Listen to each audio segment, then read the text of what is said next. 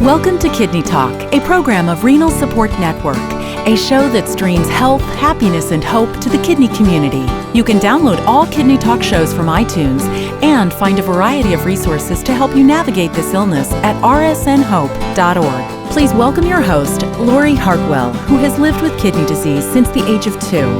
Well, welcome to Kidney Talk, everyone. Today we have a very special guest. It's the fellow kidney warrior, Vanessa Evans, who is a passionate advocate and who has been on dialysis for, let's just think about this for a second, 28 years. She was diagnosed at 12 years old, and she uses her lived experience to support others and amplify voices. Today, she's a director of patient advocacy and communities at Fresenius Medical Care, a dedicated mom, wife, and community leader. So welcome to the show, Vanessa.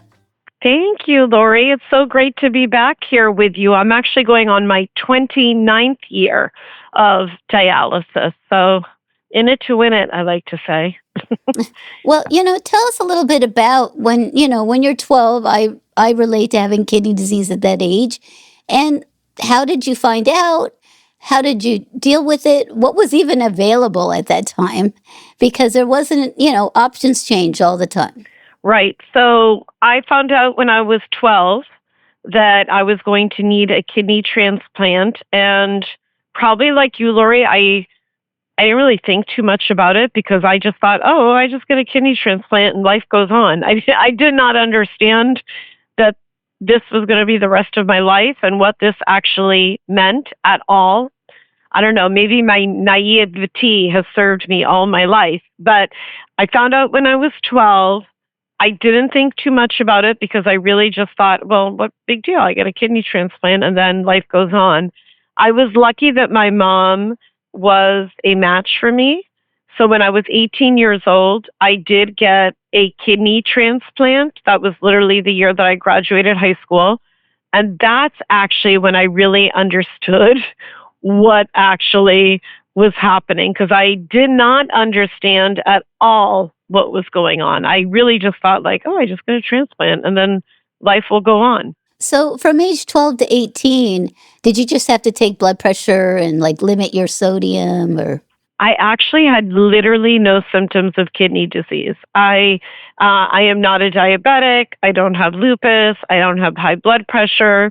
The way that my kidney disease was discovered was I had to do a blood test like you normally do to go to school. They saw that my hematocrit was low. They gave me iron. The iron did not help. And so they started to explore how is her hemoglobin so low? What is going on? I had a bunch of blood tests, and then they ended up basically, testing the kidneys. And I found out then that I had a kidney problem. And I was probably then going into 8th grade or somewhere around that age. And so, no, I never had to limit or do anything because I actually felt totally fine. Even up till I got the kidney transplant, I felt fine. I never felt sick. Wow. Well, you know what? When you're a child, you really do adapt.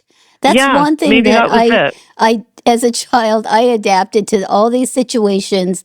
And then as I get older, I'm like, oh my goodness, it's hard to adapt. Yeah. And you do think you're a little indestructible too. So those teenage hormones kick in a little bit because of that. So so you got a transplant from your mom when you were 18. How did that go? So for the first couple of years, it went really well. I got a transplant. I was out of the hospital within 2 weeks.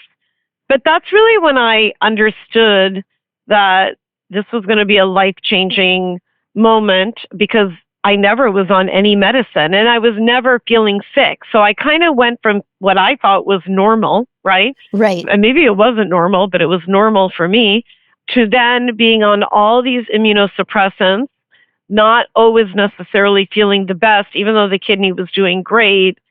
And one of the biggest side effects for me, and I think patients that are young probably can relate to this, is I gained a bunch of weight, right, from all the immunosuppressants. I was always very little, kind of thin. and I gained maybe 20 pounds. It was right before I went to college, and I did not feel like myself at all. Like I would look at myself in the mirror and I'm like, who is that person? Because that I didn't recognize myself. And so that in itself became a little depressing because that social emotional piece, nobody spoke to me about it. Nobody told me I was going to be on these immunosuppressants for the rest of my life and what it was going to actually make me feel like, make me look like, and that whole piece of it. And so it took me probably a good year to get that under control and look and feel better. But that first year, even though like everything was great kidney wise, like I was not necessarily great. Well, the prednisons will mess with you, man. I Yeah, mean, I'm like, that's an whenever understatement. Yes, it's pretty comical, but if I ever have to have steroids or something like that, just keep me away from shopping right. because you make decisions that aren't always good for you. That's for sure. And so, how long did that kidney last? And, I want to hear a little bit about you have such a powerful story of home hemodialysis. I want to spend more time on that, but I also want to learn about your children and how you met your husband and how all that came in what order. Well, the kidney transplant, unfortunately, only lasted about 5.5 years. And it should have lasted way longer. The reason it did not is because when I was in the hospital and had my kidney transplant, I did have a seizure, actually two. And when I had the seizures, they put me on a medicine, Tegretol. And for the first year, I was on a bunch of immunosuppressants plus the Tegretol. And they slowly weaned me off the Tegretol because I didn't have any more seizures, but they did not lower my immunosuppressant. And my understanding, and I'm not a medical doctor, but my understanding is that the immunosuppressants then in turn were basically too high and they poisoned the kidney, the transplanted kidney, because the immunosuppressant was not lowered. And so I eventually lost the kidney. And that is when I ended up on dialysis for the first time. Wow. So, how did you pick that choice? Well, I didn't really pick it. It just kind of happened. That was another learning experience because, again, nobody talked to me about it. And I thought, oh, I understood that dialysis was 3 days a week. I did understand that. I don't think I really understood that it was for the rest of my life or until I get another kidney, which I didn't think was going to be so hard. And I also thought that like I could pick the days and times that I wanted to go. So I thought like, oh, I can go Monday at like 9 a.m. and, then maybe I can go Tuesday. Like I didn't understand the schedule at all until then I was actually in a clinic and I'm like, oh my God, I have to do this, Monday, Wednesday, Friday. I was working. I had just graduated college. So the kidney kind of did get me through college, which was great. But then when I got my first job, I was working in finance. I was working in Boston. I had to quit that job. I was living with roommates. I had to quit living with roommates. I had to move back in with my parents and basically start dialysis. And that was my job, Monday, Wednesday, Friday. So it's tough. It's tough also because when you go to the center, and this is what, I did PD for 9 years and I did home hemo for a year. And it's sad because a lot of older people are on the end of their life.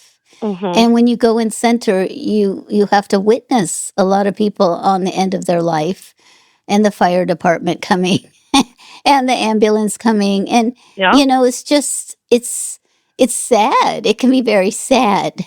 I can see how that could have an impact from going from being in a college environment to in center. So how did you learn about home dialysis?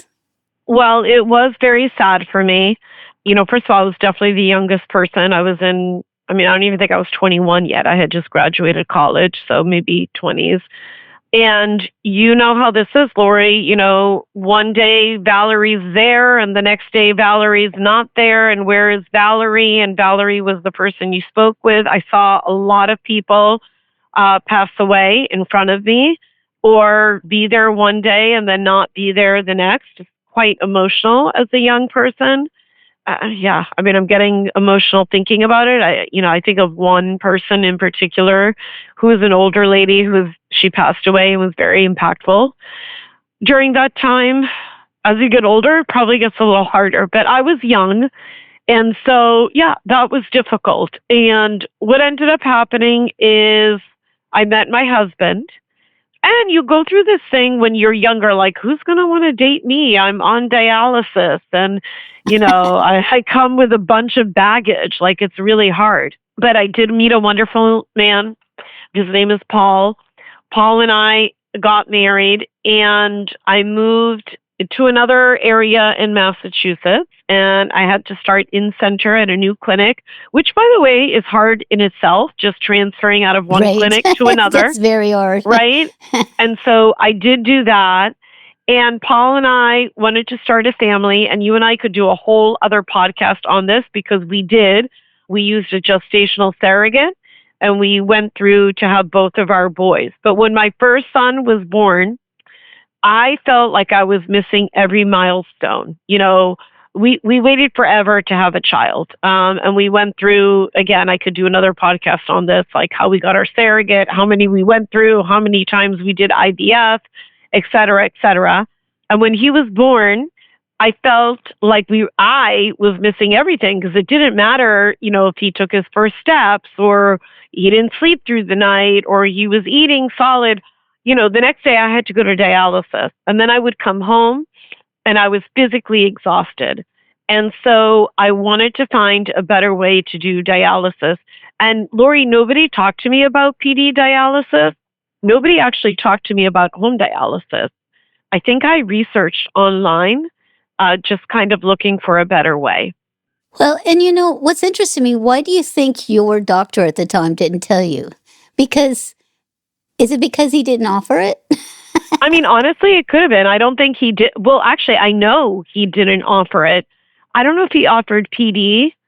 I don't think he did, to be quite honest with you. I don't think he offered any home therapy. Because that's the main reason that, people don't get offered a treatment. Right. Is that the doctor's not familiar with it and they don't offer it. Right. And right. So, that needs to change. They all need to be trained and offer all the treatments. So from switching from in-center to home, how did you, go about? You have to cannulate yourself. You have to set up all your supplies. And I imagine back then, the machines were a little bit bigger than today. So to be quite truthful, there are newer versions of the machine that I am on. I'm on the Next Stage System 1 machine. It's the OG original. There are new versions. There's a great new version that's called Versi HD with Guide Me, and that kind of walks you through. There are some images that come on the screen and tell you kind of step by step what to do. That's very, very helpful, particularly with patients. And the creation of that was through the patient advocacy board that we have at Fresenius Medical Care. So that was really cool. I'm on the same version, which is fine because I know it. I love it. It's kind of, tried and true. You could do it with your eyes closed, right? I probably could do it with my eyes closed, like backwards, any obstacle, because I know how to do it now. But that is not what it was like for me the first 6 months. So I want to take you back there. The first 6 months, I kept pushing off doing home. I'm like, oh, yeah, I'm going to do it. And but the weather's too cold. I don't think I should do it right now. I like to do things when the weather's warm. And I gave a million excuses. And finally, and I tell this story often, I had the best tech ever. His name was Bill. And Bill was like, Vanessa, it's been like 8 months and you're still in center. By the way, I did in center for 8 years. Okay. So it wasn't like I was in and out. I did it for a while. And you talked to Bill a lot. There was a lot of Bill in my life. And I was not the easiest patient because I knew who could cannulate me and who couldn't. And I used to be like, yes, you can do it. You can't do it. I probably offended a lot of people in the clinic, but I knew the infiltration hurt a lot and I didn't want to be infiltrated. I did not know how to do it myself. So I needed help, right? And Bill was one of those master techs, master cannulator. He knew how to do it. And he came to me one day and he's like, why are you still here? I thought you said you were going to start doing this at home. And I basically was like, I don't think I can cannulate. And he's like, you are going to do it, and we're going to start today. And I tell this story today because it's still very relevant. And what Bill did for me is basically be my mentor. And he said, you know, what you're going to start doing is I want you to just start like gathering your supplies. So when you come in, I'm not going to have your supplies to get on the machine. I want you to go get them. Right. And so they let me go get my needles, my gauze, my Band-Aid, the alcohol wipes, like all the things that you need to do treatment. So that got me familiar with that. And after we did that for a couple of weeks, he said, okay, I want you to start watching me put the needles in. And I was like, no, I don't want to watch, because I would turn the other way. And he's like, you need to watch me. And not only do you need to watch me, we're going to do the guided method. Do you know what the guided you probably know what the guided method is? Yes. Yes. So for those listening, it's basically I put my hand on top of Bill's, and Bill actually was cannulating, but I was learning how to do the cannulation. And that did a lot of things. First of all, it made me watch, which I never watched. Second of all, it made me get used to the motion of putting the needles in. And we did that for like 2 or 3 weeks. And he would go in different spots, and I would, get the supplies. And then I would prepare, like I'm going to cannulate, that Bill would cannulate. And then came the day where Bill was like, okay, it's your turn. You're going to cannulate. And I'm like, no, not ready. I need to still watch you. And he said 4 words to me that changed the trajectory of my life, which was, I believe in you. He's like, I believe in you, Vanessa. I'm right here. It's going to be okay. I know you can do this. Let's do it. And I just needed that like validation. I needed to know that he was there, and I did it. And then once I did it, I was like, oh my God, like this was not as hard as I thought it was. Like for 8 years, I thought I can't do this, and I could have been doing it the whole time. So I think one of the things we don't do a good job is helping the patients be a part of their treatment and take ownership of it. And we let everybody do everything for the patient. They take your weight, they, take your temperature, they put on your blood pressure cuff, the machine is set up, everything is ready for you. Imagine if you, patient, had to do part of that when you were in center. If we started to do that a little bit, I think you would see way more people transition home, because once I got over that fear, I was like, I got this. Well, you know what? I'm a big fan of in-center self-care. Yeah. And then move people to home. Yeah. Because sadly, the industry, to me, and this is my opinion, is very parental. They like to be parental when it's convenient, and then it's our responsibility when it's not. And they need to have higher expectations of people. Bill really had higher expectations of you and believed in you. He did. And I think a lot of times, I don't know about you, Vanessa, but I've been labeled a pain in the ass because I like things a certain way, and I want to have control. And that's what helps you with a chronic illness. That's what you want. You want control. And if you have more control, you feel better. So I learned over the years, the pain in the butt survive. And, I want healthcare professionals to know that, because people who are looking for control, give it to them. Yeah, no, I understand that. And I definitely know, like I said to you, there were probably people that liked me and didn't like me, right? Because I was very much, I wanted the machine turned so I could see it, and I wanted only certain people to cannulate me because I knew that they were the good ones. But I also now learned that I should have taken more control of myself and asked, but you also don't know what you don't know, right? And so I never asked those questions or even thought about it, because I just thought, well, this is the way it is. And it's kind of like, well, I thought I could go Tuesday to do treatment and Friday. And I didn't know a lot of things, which now looking back on, I wish I understood more.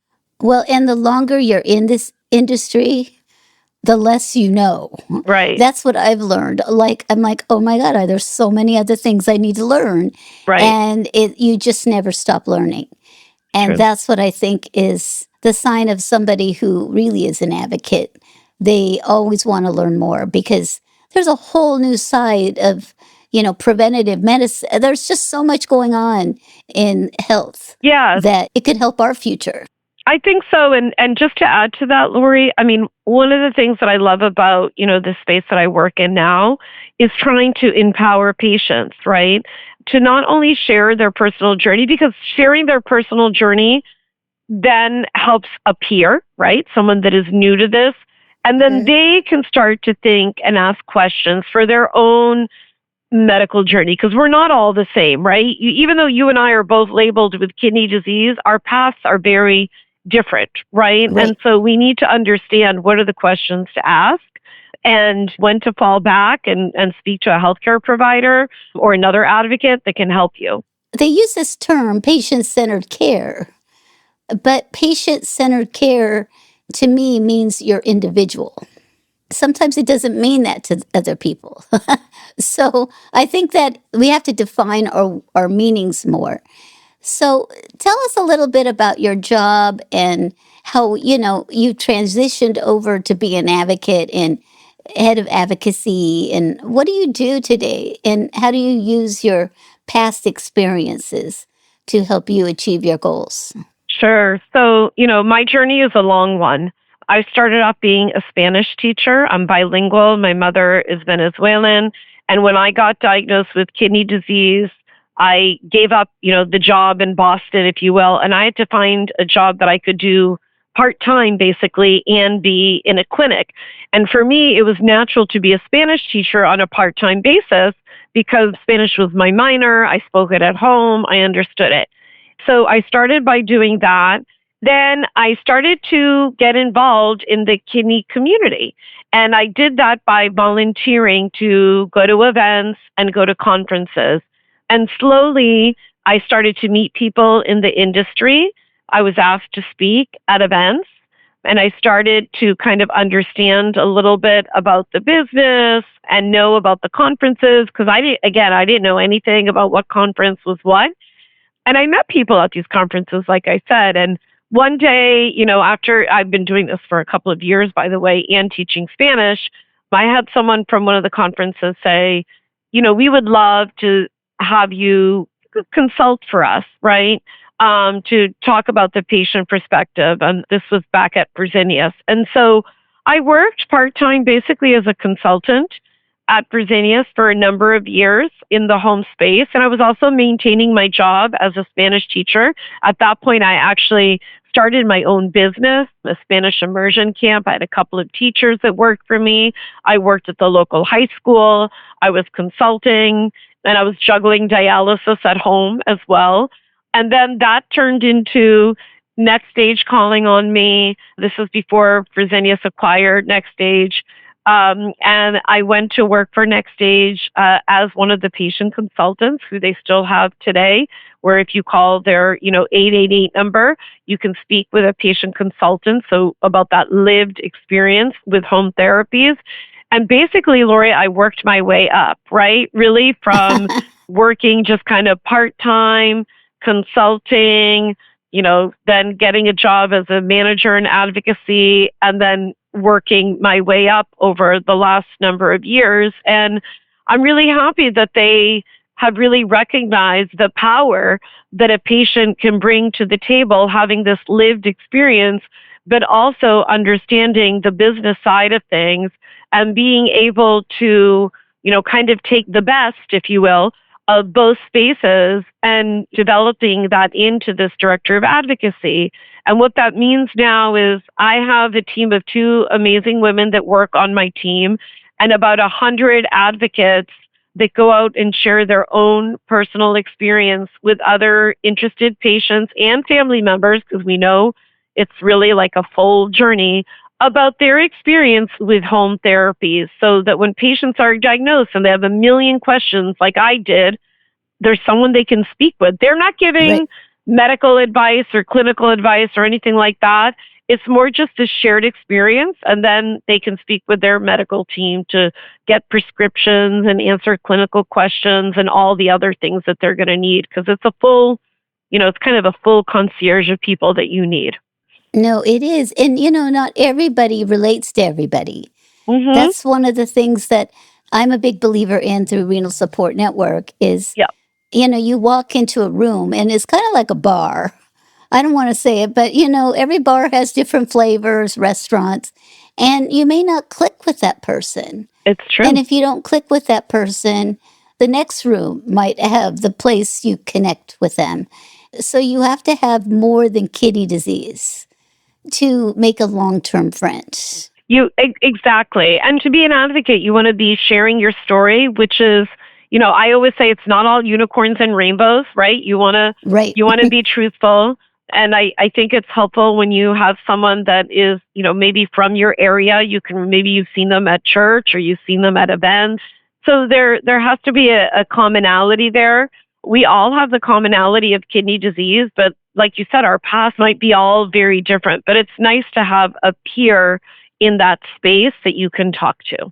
And that you can develop a relationship. I'll never forget, and I tell this story a lot, but I met this girl who was a little bit older and a little bit cooler than me Hmm. during a blood transfusion. And she just was able to manage kidney disease. And I was a young girl transitioning from a teenager to an adult.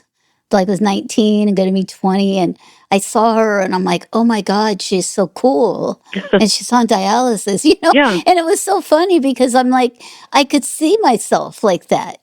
And I think so often that that's one of the reasons I created Renal Support Network is because if you're always seeing people in the dialysis waiting room, it's not a true sense of all the people. And I remember when I had my first two transplants that didn't work, my first one at 13 and second one at 17. You just put me in a dialysis waiting room, I could scare the crap out of the other patients, Right. telling them my horror stories. And so if you're looking for experience of certain, you don't go, like if you're in an in-center dialysis unit, you might find somebody that was on home hemo, but it's not going to be a good experience because they're back in center. Yeah. And so it's kind of a confirmation bias.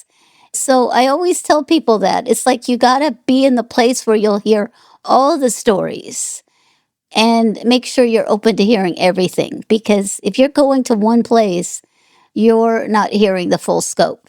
Yeah, I think that's really important and good advice. And then the patient needs to do their own personal research on, what's right for them. And unfortunately, I still think to this day, like patients don't necessarily do that. They end up in a clinic. So that might be what it is. But there is a lot of opportunity to go home if you wanted to find out about transplant, if that's something. And now there's new machines that are coming to the clinic. We talked a little bit about the HDF experience now that's coming to the United States with that 5008X care system, which I'm happy that patients are having more More choices options. and more Well, options. I would not be true to myself if I didn't say crit line. Yes. So Yes. I'm a And big the crit line. That's I'm a important. big fan of it, and I hope someday that it's more of a standard of care. Yep. I really do. It is in the 5008X. The crit line is all part of that new HDF machine. Well, patients need to learn it, because Yeah. I know that there's one problem, and as an advocate, I'd love to hear your experience. There's a little bit of learned helplessness going on, because I always talk about this, that, patient says it's cold in the clinic.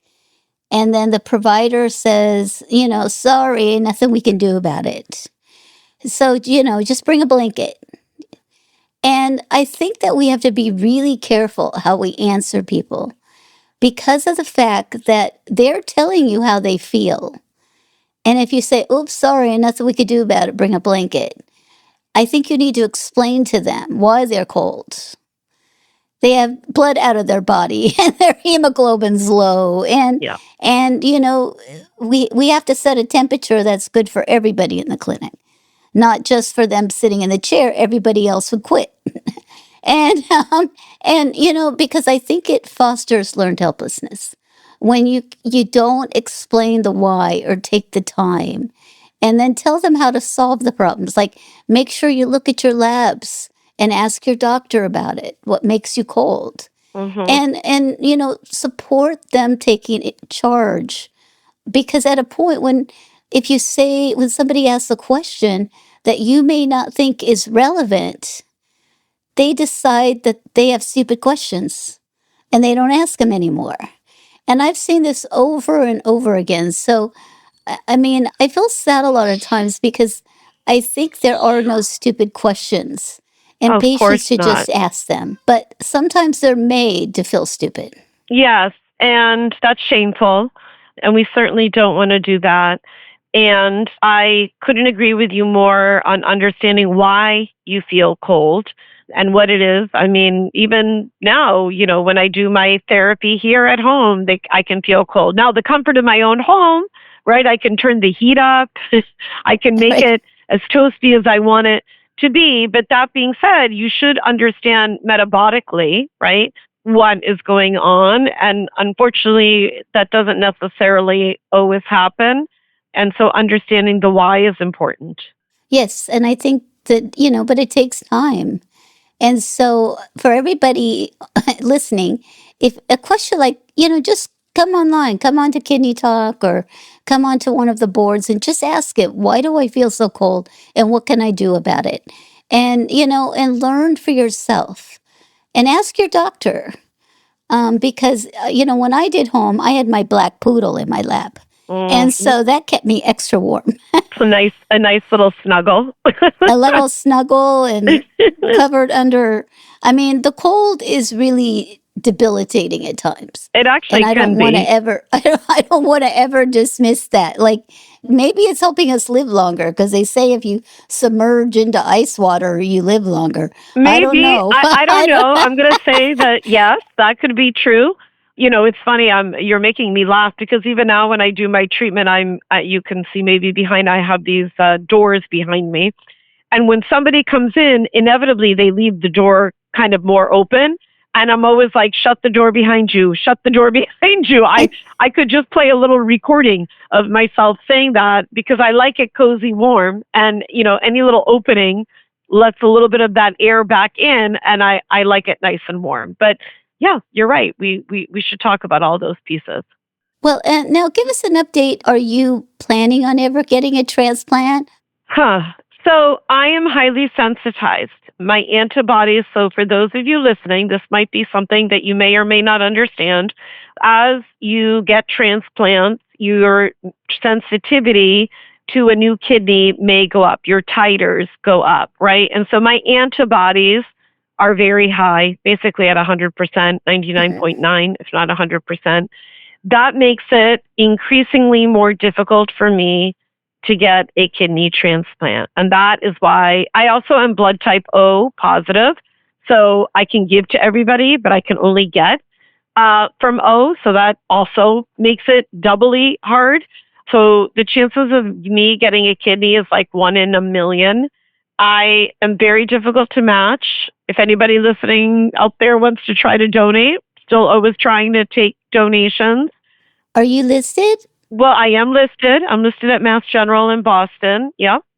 I will say, though, there are new opportunities that have come my way for clinical trials, but I do not feel like I want to do a clinical trial right now because I do very well, knock on wood, with dialysis at home. I mean, I have to dialyze 5 days a week for, 3-4 hours each night. So it's part of my life. And I would like so the answer is yes, Lori, I would like a transplant. Yes, I am listed at Mass General. However, I'm hard to find a match and doing the clinical trials. I'm so happy that they're doing them. Wonderful. I just don't feel like I want to put myself in that position because I don't feel like I need to be there yet. My dog is barking right now. He's telling you to go do it. Well, Vanessa, we have a little bit more in common than you think. This is my fourth transplant, but I was 100% antibodies and I am negative O blood. Huh. And so I've been transplanted 15 years. So Wow. we'll have to talk offline. Not all antibodies are equal. Luckily, the antibodies I had through Cedars-Sinai, and I have another podcast on this, was able to knock them down a bit with a living donor, which Okay. was really good. And my creatinine's 0.8. So Amazing. it's pretty amazing, and it's been 15 years. And then also, there's some new science in transplant because somebody who had better antibodies to me was actually B positive. And they can change the blood type too. Well, that I know. Anyway, let's talk offline because I do have questions for Yeah, you. let's talk offline about that. But I think it's hopeful. And, it is hard to transition because I had those 2 transplants that didn't work. It was awful. It takes you out of the game for a while. It So definitely takes you out of the game. why don't we wrap up? So, what are your future goals? And tell us a little bit how your kids are doing and your family. Well, those 2 boys that we talked about earlier in the podcast that we did with a surrogate, one is 21 now, and he's a junior in college. The other one is 19, and he's a freshman in college. And I have to say, neither of my boys, they don't know me besides being a Vanessa mom on dialysis, right? They've only seen their mom on dialysis, so it's very normal for them to see me not only doing my treatment, but I take it with me, obviously, when we go away or, whatever we do. The future of me wants to continue to feel as healthy as I can. Even being a dialysis patient for 29 years, I'm pretty healthy. I can walk miles. Believe it or not, I play pickleball. I work full time. I try to keep myself busy. It's definitely gotten harder as I've gotten older. I feel it. I'm more tired. So I'd like to get the transplant. I think you trade one thing in for another, but I think I'm ready for a trade. But, I'm just hoping to stay as healthy and as positive as I can be for the next 30 years, right? And that's how I see it, day by day, keeping positive every day. Well, and it's exciting because more people are adapting to home dialysis too. And I think today that people need to understand that if you take on your own care, you're better off everywhere because nobody's in charge of your care like you are. You're in charge of your care 24 hours a day. Right. And that is so important to longevity. And before we wrap up, I want to ask one quick thing because I think it's important. How do family dynamics play in somebody choosing home? That's a really good question. As a matter of fact, we at Fresenius just did like a webinar about this with some people that work, in the field because everybody looks at this very differently, right? I've had a lot of patients say to me, I don't want to bring this home. I don't want to bring dialysis at home and make it clinical and be worried about this and that. And I want my family to look at me normally. I guess I had a different mindset. I honestly didn't think about it because I brought dialysis home basically when my now 21-year-old son was just born. So we made it very normal. It wasn't like, oh, mommy's on dialysis, be careful, or oh, your mom she's not gonna have a long life. We never made it a thing. We made it like, oh, let's go watch TV while mom does dialysis, or I did it when they were at school, or whatever it is. And so my family has gotten very accustomed to it. I'll tell you a quick story because I know we're running out of time. When I first did dialysis at home, I thought I wanted to be in a separate room by myself, didn't have it in front of everybody, And what I actually learned, and this was for me, and it might be very different for other people, but what I learned is, oh my God, I'm sitting in a room by myself while everybody else is in the family room watching a movie or talking. I feel left out. So I moved dialysis into our family room. And so it continues to be here. So when there's a big game on, everybody comes and watches it with me because we're big sports people here. My supplies, they get it. They're here. It's just a part of everything that we do. And I never made it a big deal. So I really feel like it's how you portray it. And if you can somehow find it in your strength. And also I had the most supportive husband ever that allowed me to do it at home and wanted me to be the healthiest that I could and knew that a home therapy was going to be that. And he wanted me to be healthy. And so I had a great support. And that allowed me to do it and allows me to continue to do it. So it was never a big deal for us. So I know everybody is thinking, where did you meet your husband?